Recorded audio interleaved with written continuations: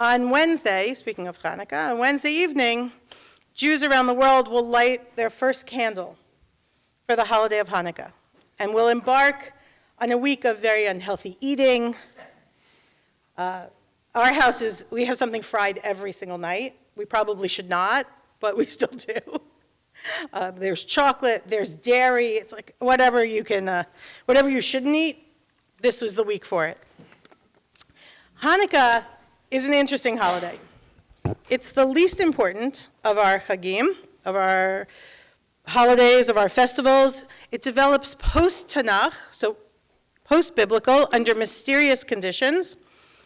And it's first celebrated by the general population and only later becomes an official part of our ritual celebrations.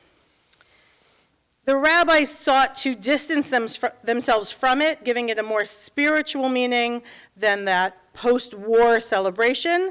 And I think it was very much a case of, if you can't beat them, join them. But today, we also have other issues.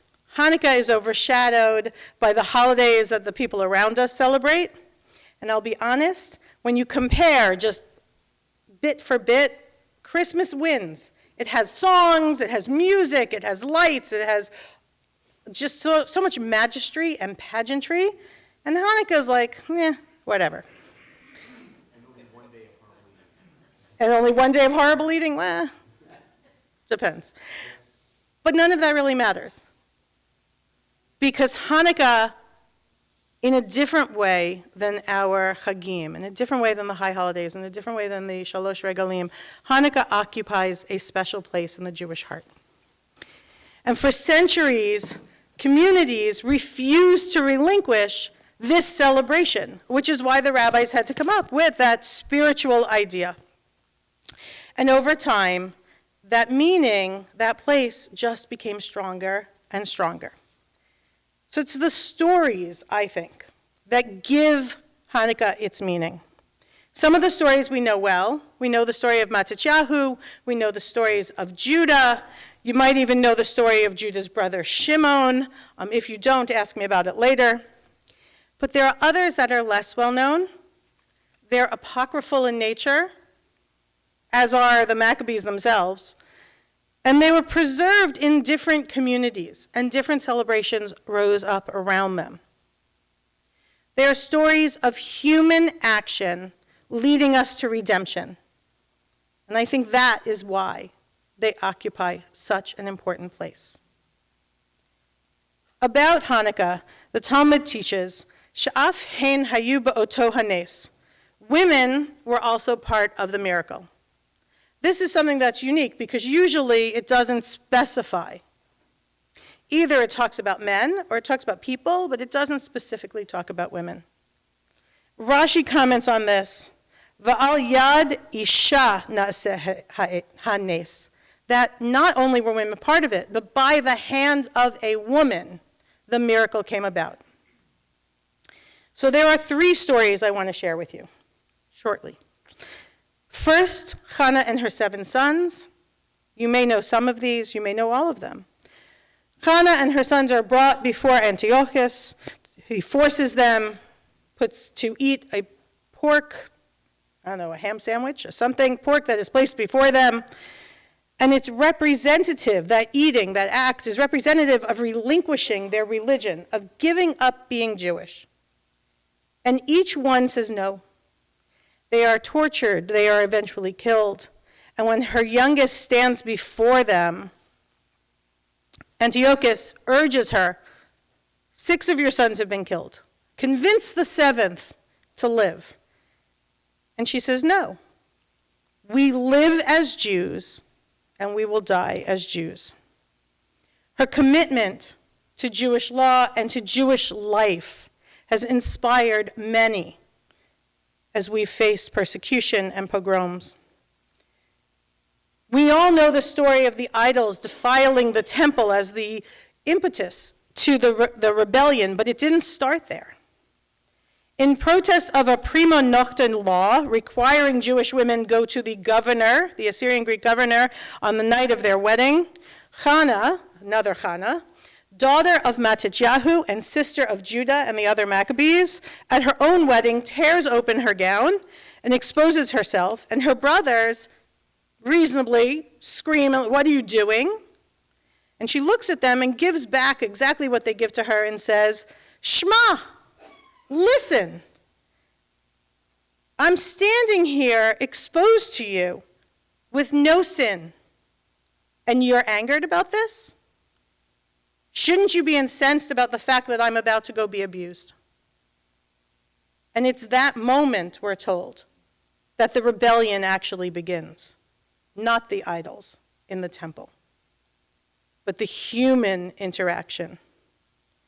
Finally, in the Apocrypha of Judith, the Assyrian general Holofernes besieges an important Jewish town, Bethulia.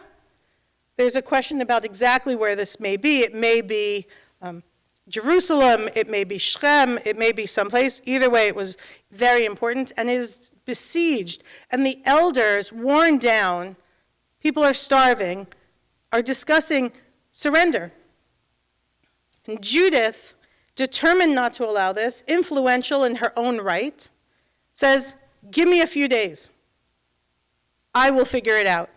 She leaves the city, taking a sack of food, presumably to observe kashrut, and she goes to Holofernes and convinces him that she's deserted, and that her prayers alone, can bring victory to the Assyrians. For 3 days, every night, she leaves the camp, taking her sack of food, supposedly to eat an evening meal and to pray, and returns in the morning. And by doing this, the guards become accustomed to her going and coming, and they let her pass. On the 4th night, she feeds Holofernes salty cheese. It's actually reminiscent of a story in Judges. She feeds Holofernes salty cheese and wine, and when he's asleep, she takes his sword, beheads him, puts his head in her sack, and leaves the camp.